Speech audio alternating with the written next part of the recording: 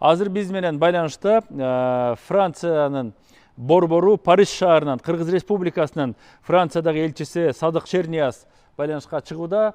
Садык ага, саламатсызбы? Кутман күнүңүз менен. Саламатчылык. Кутмандуу күнүңөр менен. Бизде саат 12 Парижде.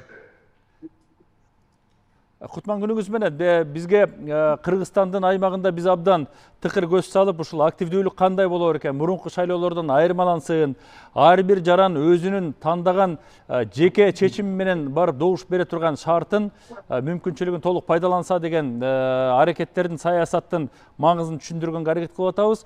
Сиздердин иш аракеттерде ушул нерсе канчалык чагылдырылды? Анан ушул Францияда жашап аткан кыргыздардын бул жолку активдүүлүгүн сиз кандай баалай аласыз? Эми биринчиден саат 12 болду. Парижде, негизи Францияда саат 12ден кийин активдүүлүк башталат да, түшкү тамактан кийин. Парижде мына өзүңөр көрүп тургандай Франциянын элчилигинде шайлоо участогу ачылган. Эртең мененден баштап иштеп жатат. Эртең менен дагы келгендер бар. Мына азыр дагы келип шайлоого өз добушун берип жатышат. Албетте эми Москвага караганда же Кыргызстанга караганда аябагандай көп эл жок, анткени бул Париж. Жылда негизи шайлоолордо ушундай көрүнүш байкалат. Бирок ошого карабай баардыгы шайма-шай. Азыр көрдүңүздөр, шайлоочу өзүнүн добушун берип кетти. Шайма-шай шайлоо участогунда баардыгына кабар берилген. Шайлоочулорду күтүп, алардын добуштары салынып жатат. Садык ага, биз эми баягы кыргыз коомчулугунда биз өзүбүздүн нукура маданиятыбыздан тышкары ушинтип Европага барганда, башка өлкөлөргө барганда ошол жердин маданияты, тартип эрежесине көбүрөөк көнүп, анан алардан бир жаңы нерсени алып келебиз деген сөздү көп айтат эмеспиз. Анан Европада жашап аткан, Европада окуп, иштеп аткан биздин мекендештердин ушундай шайлоого болгон көз караш, мамилесин өзгөчөлүү деп баалоого болобу, же болбосо баарыбыз эле ошол Кыргызстанда өскөн кыргызстандык болуп эле мамиле кылып атабызбы?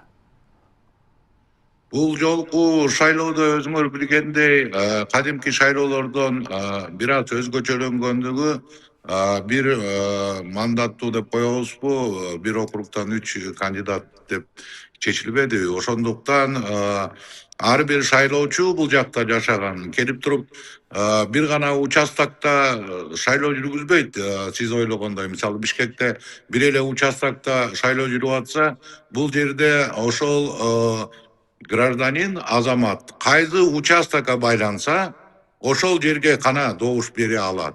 Ошондуктан мындайча айтканда, элчиликтерде баардык участокко шайлоо жүрүп атат десек болот да.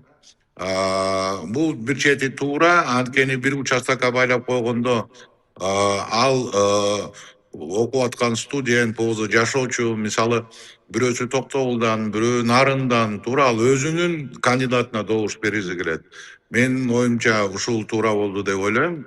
Ошондуктан ар бир шайлоочу Францияда келип өзүнүн участогуна гана добуш берет. Мына мен дагы келдим, өзүмдүн жашаган пропискама байланыштуу жерге гана добуш бердим. Ушундай өзгөчөлүктөр бар бул жылы. Анан биз буга чейинки эфирлерде мына Турциядагы элчиликке дагы байланышка чыкканбыз.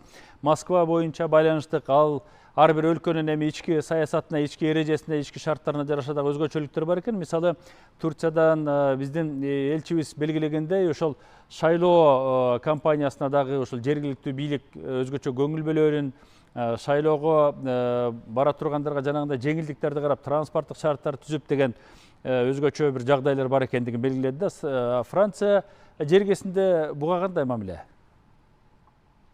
Бул эми өзүңөр билгендей Франция демократиялык өлкө, ошондуктан шайлоочунун биринчиден өз эрки келиши, анын үстүнө Парижде жашагандарга бул анчалык кыйынчылык туудурбайт. Келип, себеп дегенде элчилик борбордо жайгашкан, Париж өзү чоң шаар эмес. Ал эми ушул коопсуздукту коргоо боюнча жана шайлоо тынч өтүшү боюнча биз тиешелүү ноталарды жөнөткөнбүз. Ошого жараша өкмөт иш алып барууда. Дагы бир маселе, бул биздин Тышкы иштер министрлиги менен байланыш, борбордук шайлоо комиссиясы менен байланыш жагынан сиздерде үзгүлтүк, кыйынчылык болгон жокпу? Биз добуш санактын жыйынтыгына таасир этүүчү түрдүү факторлорду жокко чыгарабыз деп абдан жакшы жумуштар жүрүп атат деп белгиленген, байкалдыбы ошол? Кадимкидей эле борбордук шайлоо комиссиясы менен үзгүлтүксүз иш алып барылган, жетиштүү инструктаждар өткөн.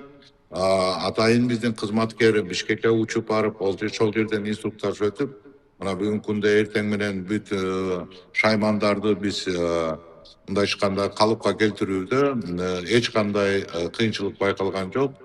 Каалаган шайлоочу келип өзүнүн участогуна чыгып атат. Баардыгы келген шайлоочулардын баары мына мен азыр көрсөтсөм, мына чоң телевизордон көрүнүп туруп, ким экени, аты белгилүү баары.